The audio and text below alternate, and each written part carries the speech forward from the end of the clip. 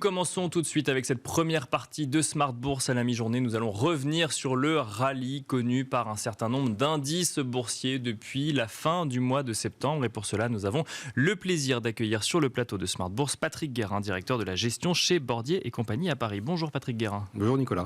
Bienvenue sur le plateau de Smart Bourse. Je le disais, les indices boursiers connaissent une sorte de rallye, on peut l'appeler ainsi. Alors effectivement, certains appellent ça le rebond du chat mort, d'autres veulent y voir une remontée jusqu'à au moins la fin de l'année. Chacun y va un petit peu de ses estimations. Concrètement, comment est-ce qu'on peut l'expliquer ? On a connu une euphorie il y a quelques jours, mais on est sur un mouvement qui vient de plus loin. Comment est-ce qu'on peut expliquer ce rallye boursier selon vous, Patrick Guérin ? Alors, je pense qu'on peut... Et on doit avoir en mémoire les publications trimestrielles, puisque c'est celles que tout le monde attendait. Et on a eu l'occasion d'en parler un petit peu avant, lorsque nous nous sommes vus. Les attentes des analystes étaient beaucoup plus pessimistes que les publications telles qu'elles sont ressorties. C'est-à-dire que globalement, on peut dire qu'en Europe, on a eu plutôt des bonnes nouvelles, assez rassurantes et un peu inattendues, donc qui ont souvent été saluées par les marchés. C'était aussi le cas aux États-Unis. Même si aux États-Unis, on s'en souvient, on a eu quand même quelques petits accidents industriels. On a eu notamment tous les GAFA qui ont, eux, publié dans des très mauvaises conditions. Et les marchés ont sanctionné assez durement. À l'exception d'Apple qui s'en est à peu près sorti, on peut dire que ça a été quand même... très compliqué pour Microsoft, Google ou Amazon, c'était très compliqué. Donc là, on avait une ambiance qui était plutôt favorable, qui était plutôt positive, et alors même que les attentes étaient très fortes sur précisément l'évolution des indices à déplication d'inflation. D'accord. Et ça a été une très bonne nouvelle qui a été accueillie quand jeudi l'indice les publications se sont avérées en fait plus positives que prévu, effectivement, et laissant entendre l'idée qu'on allait peut-être avoir un pic d'inflation derrière nous aux États-Unis. Voilà, alors c'est peut-être un peu tôt effectivement pour l'affirmer avec certitude, mais en tout cas c'est ce que les marchés c'est l'impression que donnent les marchés. Les marchés ont acheté la nouvelle, très clairement. Et donc après ils l'ont probablement suracheté. C'est-à-dire qu'une progression aussi spectaculaire que celle qu'on a connue en une seule journée du Nasdaq, je rappelle quand même plus 7%, c'est beaucoup, c'est probablement beaucoup trop. Le marché a toujours raison. Mais le Nasdaq étant également le seul indice qui, pour le coup, n'avait pas tellement profité de ce rallye boursier dernièrement. Donc il y avait peut-être une volonté de corriger. Oui, voilà, un peu le tir, c'est vrai. Et je pense aussi que c'était des valorisations qui étaient assez basses. Donc les investisseurs ont voulu profiter de marchés qui étaient plutôt mal orientés jusqu'à présent. Maintenant, on a vu aussi que dans les commentaires des banques centrales qui ont suivi, il y a eu quand même beaucoup de prudence. On a entendu notamment M. Waller, qui est un membre de la Fed, dire attention, sont des bons chiffres, mais ne nous emballons pas en quelque sorte. On n'a pas fini. Et on n'a pas l'intention de baisser la garde, si j'ose dire, dans notre politique de révision haussière des taux d'intérêt. D'ailleurs, la vice-présidente de la Fed n'a pas dit autre chose. Elle a dit de manière un peu plus modérée, puisqu'elle a dit qu'on allait probablement réduire le rythme des hausses des taux, mais elle n'a pas parlé de baisse, elle a parlé de réduction de la hausse. Bien sûr, oui. Mais c'est en fait, c'est ce que les marchés ont envie d'entendre. Ils ont envie d'être rassurés sur un taux terminal, c'est-à-dire là où la Fed va finalement aller. Jusqu'au bout, on en parlera sûrement tout à l'heure. Ce qu'on ne connaît pas d'ailleurs aujourd'hui. Non, mais on a quand même le sentiment que aux US, il devrait être autour de 5,25, donc on n'est plus très loin. Et quand en Europe, on pense plutôt que ça va être autour de 2,75. Là encore, on n'a plus beaucoup de chemin à faire. C'est que l'essentiel a été fait. Bien sûr. Sachant qu'en Europe, on n'a pas encore vu de statistiques d'inflation qui montraient qu'il y avait eu un impact de la politique monétaire sur l'inflation. On ne peut pas dire sur ça, deux situations différentes. Oui, tout à fait. Et pour autant, les marchés européens, eux aussi, ont applaudi. Calquent sur le mouvement aux États-Unis. Dans une moindre mesure, avec moins d'euphorie. Mais ils ont quand même apprécié les chiffres parce qu'ils ont considéré que c'était aussi une très bonne nouvelle pour les taux d'intérêt accéléré, on en parlera tout à l'heure, puisque les taux longs ont fortement baissé, vous l'avez dit, et ça c'est vrai aux États-Unis, mais c'est vrai aussi en Europe. Donc ce sont des éléments qui sont par nature favorables pour les valeurs de croissance qui profitent, comme elles ont été fortement handicapées par la hausse des taux longs, elles profitent d'une correction de ces mêmes taux, et donc leur valorisation progresse. C'est ça, si on rentre un petit peu dans le détail de ce rallye boursier dernièrement, pour nous amener à la situation actuelle, les valeurs de croissance finalement reviennent sur le devant de la scène depuis quelques jours, mais étaient globalement celles qui s'affichaient un petit peu à la traîne ces dernières semaines. Oui, elles ont très fortement corrigé.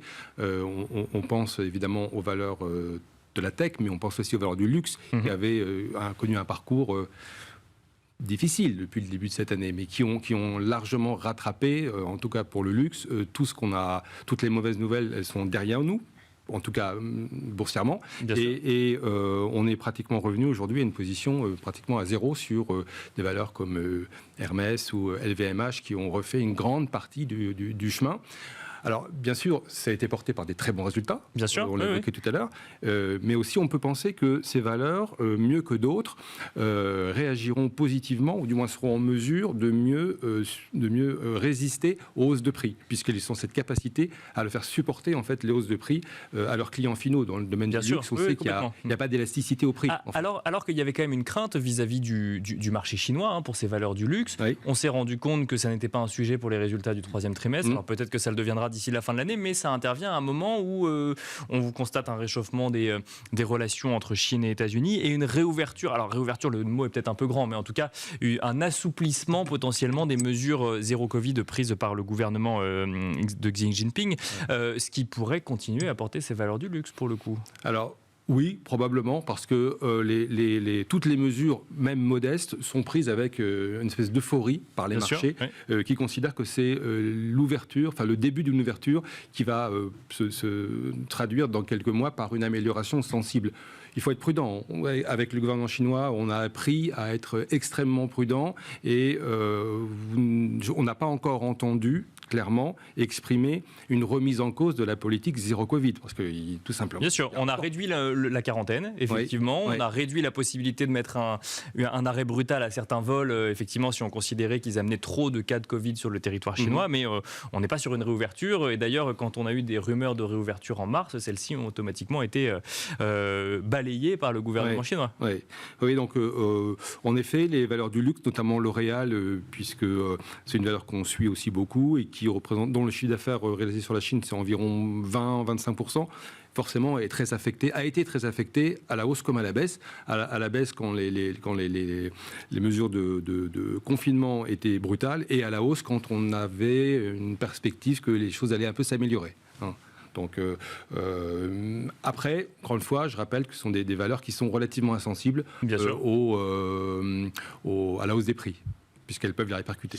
Si je reviens un petit peu, toujours avec vous, Patrick Guérin, sur la saison des résultats, quel mot vous utiliseriez pour qualifier cette saison des résultats, alors qui n'est pas totalement terminée, mais on a quand même un certain nombre de sociétés, une majorité des sociétés du S&P 500 ou même en Europe qui ont publié leurs résultats. Est-ce qu'on peut parler de résilience, ou est-ce qu'il faut plus axer cette compréhension des résultats sur des craintes potentielles à venir pour 2023 sur les résultats ou la croissance des entreprises? J'allais dire les deux. En fait. Il y a eu une certaine forme de résilience au cours du trimestre écoulé, mais ça n'occulte pas les craintes qu'on peut redouter, parce qu'en effet, les entreprises probablement auront au cours du trimestre à venir plus de difficultés à faire absorber par leurs clients finaux les hausses des prix, les hausses de les matières premières, les hausses de l'énergie, parce que ça ne va pas s'arrêter demain. Bien sûr. Et donc, un trimestre, celui qu'on vient de connaître, a été plutôt, pour elles, la démonstration de cette capacité à faire passer les prix, mais pourront-elles le faire durablement? On peut quand même se poser la question. Donc, la prudence s'impose. Donc, finalement, tant qu'il n'y a pas de choc sur le sujet des résultats des entreprises, ça alimente la crainte qu'il arrivera demain, quelque part, de la part des investisseurs.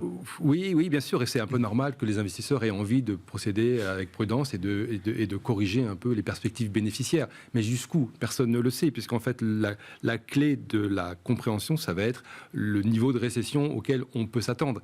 Et cela, personne n'est vraiment en mesure de répondre à cette question, parce qu'on entend tout et un peu son contraire. Bien sûr, oui. Certains sont très très noirs, d'autres sont beaucoup plus prudents. La vérité est probablement entre les deux. Oui, parce qu'on entend d'ailleurs le discours dominant, c'est qu'effectivement, il y aura un scénario ou un épisode récessif, que ce soit aux États-Unis ou en Europe, mais on entend également des gens dire on l'attend tellement, cette récession, elle est tellement préparée que finalement on pourrait mettre tout en place pour avoir un soft landing au final. Oui, puis c'est aussi un peu autorégalisateur, hein. Ne l'oublions pas, hein. C'est-à-dire qu'à force de répéter qu'on va avoir une récession, on ne l'aura peut-être pas aussi violente qu'on l'imagine. Voilà. D'ailleurs, vous avez peut-être vu les perspectives de la Commission européenne cette semaine. Elle n'a pas envisagé un scénario hyper noir pour la zone euro. Elle envisage un ralentissement de la croissance et un seul pays, a priori, pour le moment, qui pourra afficher une récession, mais dont on peut dire qu'elle sera relativement technique, c'est l'Allemagne, en raison de la composition industrielle du PIB allemand, qui va être très violemment impacté, pour le coup, par les hausses des prix de l'énergie et des matières premières. Mais dans d'autres pays d'Europe, ça devrait être beaucoup plus soft. PIB allemand qui pourrait au contraire aussi bénéficier potentiellement d'une réouverture de l'économie chinoise. Très rapidement, Patrick Guérin, pour finir, on a eu quelques nouvelles qui nous sont venues de Chine, effectivement, de soutien à son économie ou de réouverture. Est-ce que la Chine peut redevenir une thématique d'investissement, si tant est qu'elle n'était plus une thématique d'investissement pour vous? En fait, pour nous, ça a toujours été une thématique d'investissement très secondaire. D'accord. C'est-à-dire qu'on pense qu'il faut avoir un peu de Chine dans son portefeuille, notamment pour les clients qui ont une orientation un peu dynamique ou offensive. Ça fait du sens. On ne peut pas être totalement à l'écart d'un pays qui représente à peu près 16% du MSCI mondial. Maintenant, on sait tous que la bourse en Chine, elle est aussi guidée par des décisions qui sont des décisions politiques, gouvernementales, sur lesquelles les entreprises n'ont pas la main. Donc la prudence s'impose. On peut avoir un peu de Chine dans un portefeuille, ça fait du sens en termes d'allocation géographique globale, mais probablement pas dans des proportions qui seraient déraisonnables. Merci beaucoup Patrick Guérin. Je rappelle que vous êtes directeur de la gestion chez Bordier et compagnie à Paris. Et quant à nous, on se retrouve tout de suite pour traiter toujours de l'actualité économique et financière, mais d'un point de vue des marchés obligataires. À tout de suite.